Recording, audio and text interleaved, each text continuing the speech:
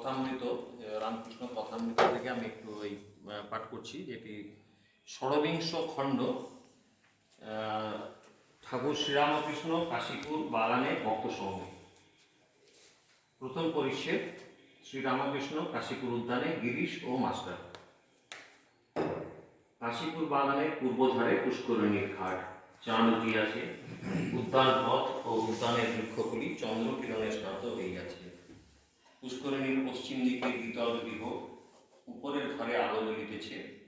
পুষ্করিণীর ঘাট হইতে সেই আলো খড়খড়ির মধ্যে দিয়ে আসিতেছে, তা দেখা যাইতেছে। কক্ষ মধ্যে ঠাকুর শ্রীরামকৃষ্ণ শয্যার উপর বসিয়া আছেন। একটি দুটি ভক্ত নিঃশব্দে কাছে বসিয়া আছেন বা এঘর হইতে ওঘর যাইতেছেন। ঠাকুর অসুস্থ, চিকিৎসার্থে বাগানে আসিয়াছেন। ভক্তেরা সেবার্থে সঙ্গে আছেন। পুষ্করিণীর ঘাট হইতে নিচের তিনটি আলো দেখা যাইতেছে। একটি ঘরে ভক্তেরা থাকেন, তাহার আলো দেখা যাইতেছে। সে ঘরটি দক্ষিণ দিকের ঘর। মাঝের আলোটি শ্রী শ্রী মাতা ঠাকুরানীর ঘর হইতে আসিতেছে। মা ঠাকুরের সেবায় আসিয়াছেন। তৃতীয় আলোটি রান্নাঘরে, সেই ঘর গৃহের উত্তর দিকে। উদ্যান মধ্যস্থিত ওই দোতলা বাড়ির দক্ষিণ পূর্ব কোণ হইতে একটি পথ পুষ্করিণীর ঘাটে বেরিয়েছে। পূর্বাশ্ব হইয়া ওই পথ দিয়া ঘাটে যাইতে হয়। পথের দুই ধারে, বিশেষত দক্ষিণ পার্শ্বে, অনেক ফল ফুলের গাছ। চাঁদ উঠিয়াছে। পুকুর ঘাটে গিরিশ, মাস্টার, লাটু আরও দুই একটি ভক্ত বসিয়া আছেন। ঠাকুরের কথা হইতেছে। আজ শুক্রবার 16 এপ্রিল 1886, চৌঠা বৈশাখ 1293, চৈত্র শুক্লা ত্রয়োদশী। কিয়ৎক্ষণ পরে গিরিশ ও মাস্টার ওই পথে বেড়াইতেছেন ও মাঝে মাঝে কথাবার্তা করিতেছেন। মাস্টার: কি সুন্দর চাঁদের আলো, কতকাল ধরে এই নিয়ম চলছে। গিরিশ: কি করে জানলে? মাস্টার: প্রকৃতির নিয়ম বদলায় না, ইউনিফর্মিটি অফ নেচার। আর বিলাতের লোকেরা নতুন নতুন নক্ষত্র টেলিস্কোপ দিয়ে দেখছে। চাঁদে পাহাড় আছে, দেখছে। গিরিশ: তা বলা শক্ত, বিশ্বাস হয় না। মাস্টার: কেন? টেলিস্কোপ দিয়ে ঠিক দেখা যায়। গিরিশ: কেমন করে বলবো ঠিক দেখেছে? পৃথিবী আর চাঁদের মাঝখানে যদি আর কোনো জিনিস থাকে, তার মধ্যে দিয়ে আলো আস্তে আস্তে হয়তো অমন দেখায়। বাগানের ছোকরা ভক্তেরা ঠাকুরের সেবার জন্য সর্বদা থাকেন। নরেন্দ্র, রাখাল, নিরঞ্জন, শরৎ, শশী, বাবুরাম, কালী, জহিন, লাটু ইত্যাদি তাহারা থাকেন। যে ভক্তেরা সংসার করিয়াছেন, কেউ কেউ প্রত্যহ আসেন ও মাঝে মাঝে রাত্রেও থাকেন, কেউ বা মধ্যে মধ্যে আসেন। আর নরেন্দ্র, কালী ও তারক দক্ষিণেশ্বর কালীবাড়ির বাগানে গিয়াছেন। নরেন্দ্র সেখানে পঞ্চবটী বৃক্ষমূলে বসিয়া ঈশ্বর চিন্তা করিলেন, সাধন করিলেন।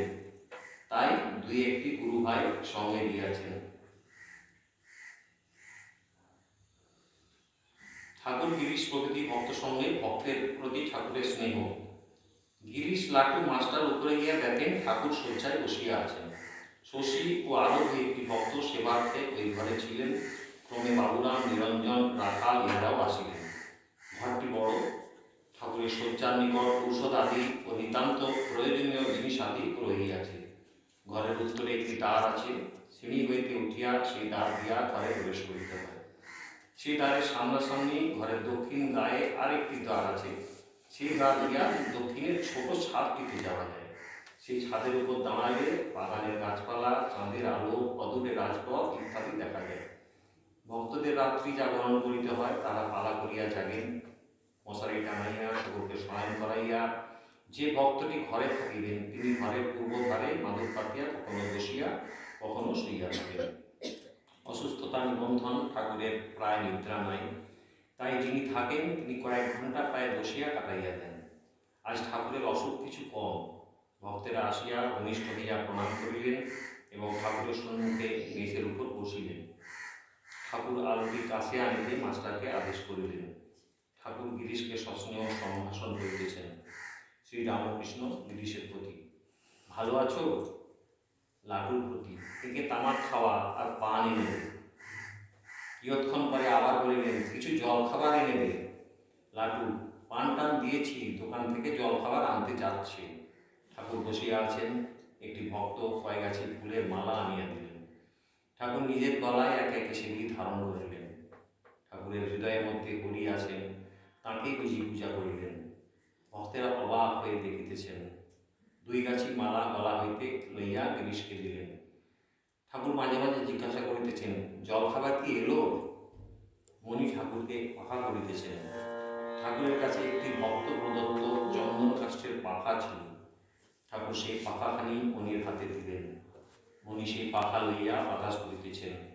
মণি পাখা করিতেছেন। ঠাকুর 2 গাছি মালা গলা হইতে লইয়া তাহাকেও দিলেন। লাটু ঠাকুরকে একটি ভক্তের কথা বলিতেছেন।